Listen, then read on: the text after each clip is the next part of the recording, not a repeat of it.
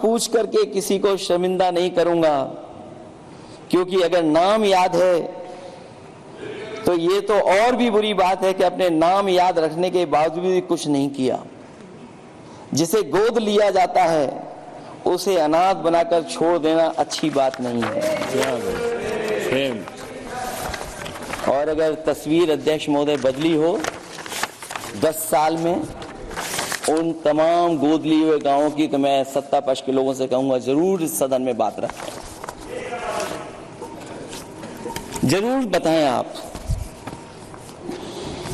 जो बात कभी अध्यक्ष महोदय कास्ट सेंसस की उठी थी,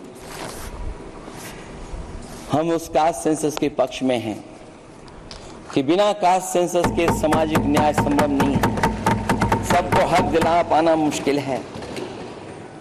अध्यक्ष महोदय, राष्ट्रपति जी के अभिभाषण में अग्निवीर को लेकर के जो चिंता विपक्ष की थी और देश के नौजवानों की थी, वो चिंता वैसी की वैसी बनी है। अध्यक्ष महोदय, मैं ये कहना चाहता हूं, मैं खुद मिलिट्री स्कूल से पढ़ा हूं, मेरे साथ के बहुत बड़े पैमाने पे लोग फौज में, मैंने समय समय पे जो मेरे साथ पढ़े जो सीनियर थे उनसे भी जानकारी हासिल की है, बड़े बड़े अफसर से मैंने पूछा है, वो शायद आपको न बता पाए, लेकिन दबी जुबान में उन्होंने कहा है कि देश की सुरक्षा के साथ अग्निवीर जैसी व्यवस्था लागू करने से समझौता हो रहा है। अध्यक्ष महोदय, किसी भी देश की सबसे बड़ी प्राथमिकता अगर कोई है तो वो देश की सीमाओं की सुरक्षा है, अग्निवीर जैसी व्यवस्था से कभी संभव नहीं है। अध्यक्ष महोदय, हम अग्निवीर व्यवस्था को कभी स्वीकार नहीं कर सकते हैं, आज नहीं कल, कल नहीं बाद में, जब कभी भी सत्ता में इंडिया गठबंधन आएगा अग्निवीर व्यवस्था हमेशा हमेशा के लिए खत्म हो जाएगी। अध्यक्ष महोदय, जिन्होंने कहा कि हम आय किसानों की दोगुनी कर देंगे, आज किसान पूरा देश का देख रहा है कि उसकी आय कहां दोगुनी हो गई। और जिस तरह महंगाई बढ़ी है, सरकार बताए कि महंगाई इस बढ़ने पे उसकी आय कितनी होनी चाहिए। और जो इंफ्रास्ट्रक्चर की बड़ी बड़ी बातें की गई थी कि एमएसपी लागू करने के लिए एग्रीकल्चर सेक्टर का इंफ्रास्ट्रक्चर तैयार होगा, लेकिन जहां तक मैंने उत्तर प्रदेश में देखा है, अगर इस सरकार में एक भी नई मंडी बनी हो तो मुझे सरकार बता दे। अध्यक्ष महोदय, जो इंफ्रास्ट्रक्चर एग्रीकल्चर सेक्टर में बनाने की बड़ी बात कही थी, अगर सरकार की तरफ से एक भी मंडी 10 साल में बनी हो तो जरूर सरकार बताए। जो सरकार मंडी नहीं बना सकती है उस पर एमएसपी का भरोसा कैसे कर सकते हैं, जिन्होंने एमएसपी का भरोसा दिलाया था। हम अध्यक्ष महोदय आपके माध्यम से यही कहेंगे कि जो राष्ट्रपति के अभिभाषण में लीगल गारंटी एमएसपी को मिलनी चाहिए थी वो क्रॉप्स को नहीं मिली है। न केवल फसलों को मिले बल्कि हॉर्टिकल्चर क्रॉप्स को भी एमएसपी देने का फैसला हो, जिससे कि हमारा किसान खुशहाल हो सके। साथ ही साथ ओपीएस की बात अभिभाषण में नहीं आई है। ओल्ड पेंशन स्कीम लागू हो जिससे हमारे तमाम सरकारी कर्मचारियों का भविष्य बन सके। और देश की एक बड़ी आबादी जहां से मैं चुन करके आता हूं, उत्तर प्रदेश, जहां बुनकर न केवल उत्तर प्रदेश बल्कि देश के कोने कोने में बुनकर समाज के लोग बड़े पैमाने पर रह रहे हैं, लेकिन बुनकरों को जो सुविधाएं मिलनी चाहिए वो भी इस सरकार में नहीं मिल पा रही हैं। जो प्रदेश सरकारों ने कभी बुनकरों के लिए योजनाएं चलाई थी वो भी अध्यक्ष महोदय बंद कर दी हैं। मैं अंत में इतना ही कहना चाहूंगा कि इस सरकार ने नौजवानों को नौकरी नहीं दी है, नौकरी और रोजगार उनसे छीने हैं, बहुत नौकरी छीनी है।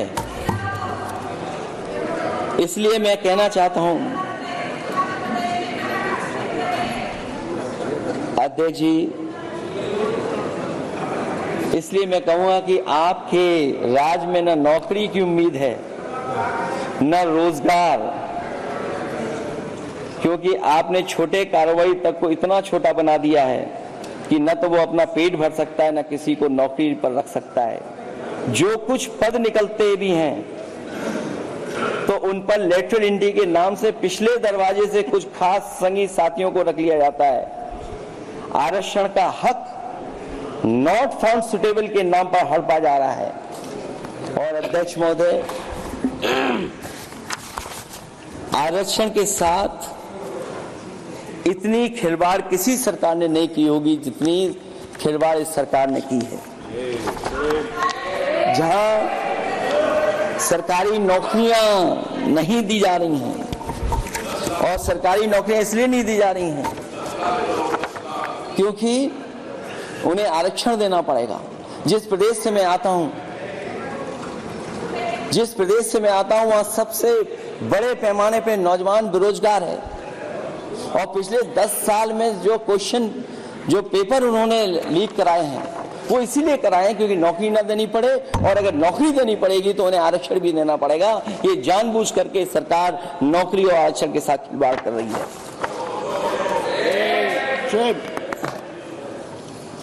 मैं अध्यक्ष महोदय अंत में इतना ही कहना चाहता हूं,